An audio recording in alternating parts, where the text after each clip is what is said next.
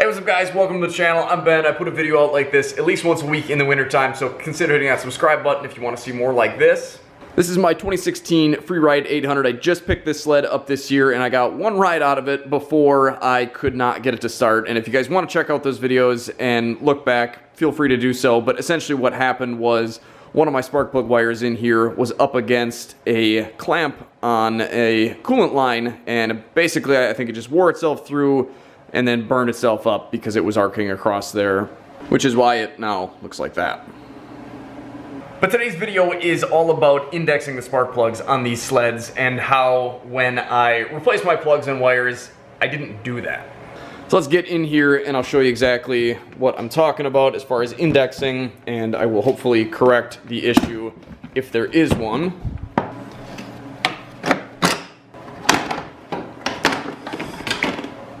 So on this side we've got spark plug number 1, and then on the far side there we've got spark plug number 2, and as you'll notice I've now got my spark plug cable routed so it's kind of facing this way rather than being pushed over onto that sharp metal clamp over there like it was previously.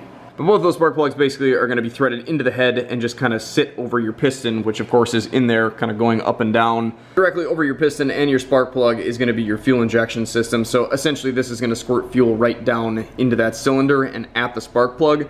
And indexing just means that you have this oriented in a way that this part is not going to block the spark from the fuel or the fuel from the spark. So essentially what we want to do is just make sure that this is oriented in a way that that's not going to happen. So somewhere around 270 degrees this direction is okay. Anywhere kind of up here where it's going to block that fuel and not hit the spark directly is not going to be great for performance. So if it wasn't abundantly clear before, I think it's clear to see now that I'm definitely not an expert on this stuff. I'm still learning as I go, and I definitely appreciate it when you guys help me out and call me out on something that I did wrong. That way I can go back and fix it and make a video out of it. I have to say I'm not really convinced that doing this wrong would actually harm the sled, other than maybe just degrade performance or fuel economy a little bit. You guys will, again, definitely have to let me know if that is something that could happen, if it really could cause the sled problems. Either way, I just want to get it fixed, and I guess just even see if there's a problem to begin with. The sled ran beautifully, so I don't think there's going to be a problem, but I'm going to try and figure out where those plugs are right now. Now, obviously things are super tight in here, so it's not going to be too easy to show, but there are these little clamps on each one of the spark sides of the boots here, and basically you kind of just have to sort of pinch this together, and there's a little tab that goes over the other side and just sort of clips it together. I haven't found a great way to get them back apart. Essentially what I do is just sort of stick a screwdriver in here and pry it up, hopefully without breaking it, and then these should come off fairly easy.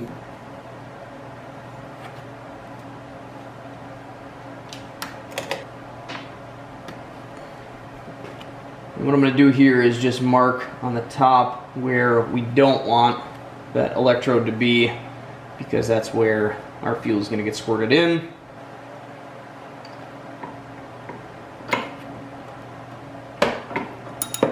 Without wiping the mark off.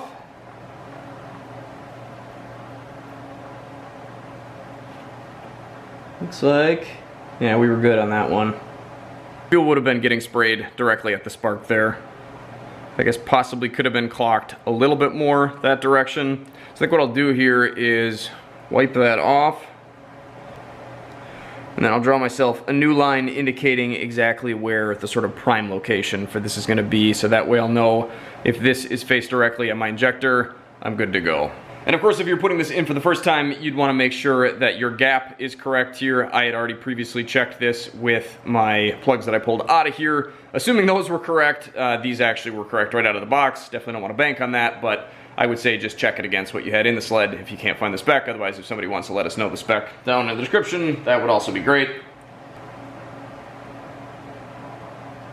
I think right there we are more or less touched down, so that means that my open side of the plug is sort of at 90 degrees compared to where I want it to be, and then the opposite side here, 180, would be the spot that I definitely do not want facing the injector. So we should be totally fine with that. I'm just going to kind of snug this up by feel and possibly get that a little bit closer to the top. Obviously, it would be much better to not have your injector directly facing your spark than to strip out any threads here. So keep in mind, you're threading into aluminum. Definitely don't want to snap one of these off.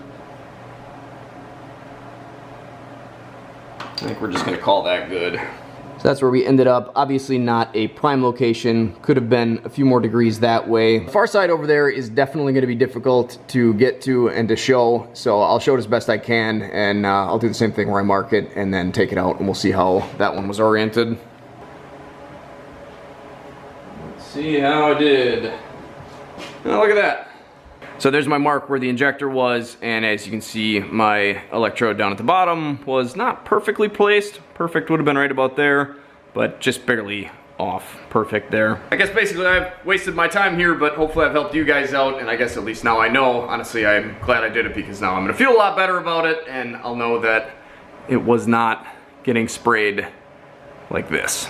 So I'm gonna do the same exact thing with this one then. We'll clean this mark off. And I'll make a new one at the sort of prime location there, and we'll stick it back in. So there we go, the far side is just finger tight, and it looks like we're only about a quarter turn off of perfect. So again, just gonna kind of snug it up to where it feels good and worry more about not stripping anything out than I am about getting it clocked perfectly, since it is, I think, close enough. Sure don't give you much room in there to work, do they? So that one looks like not perfect, but just a couple degrees off perfect. So now all I've got to do is put the plug wires back on, put all the covers back on, and this thing's ready to go. I know that I'm clocked perfectly, getting my peak performance out of these and not causing any issues. So if you guys found this video helpful, make sure you give it a like, let me know down in the comment section. And again, if you want to see more videos like this or videos of me out enjoying this wonderful snowmobile out on the trails, make sure you click that subscribe button. Thanks for watching, guys. Take care, stay safe, stay swanky, get out there, enjoy those beautiful trails for yourself. And if you can't do that right now, here's more videos to check out in the meantime.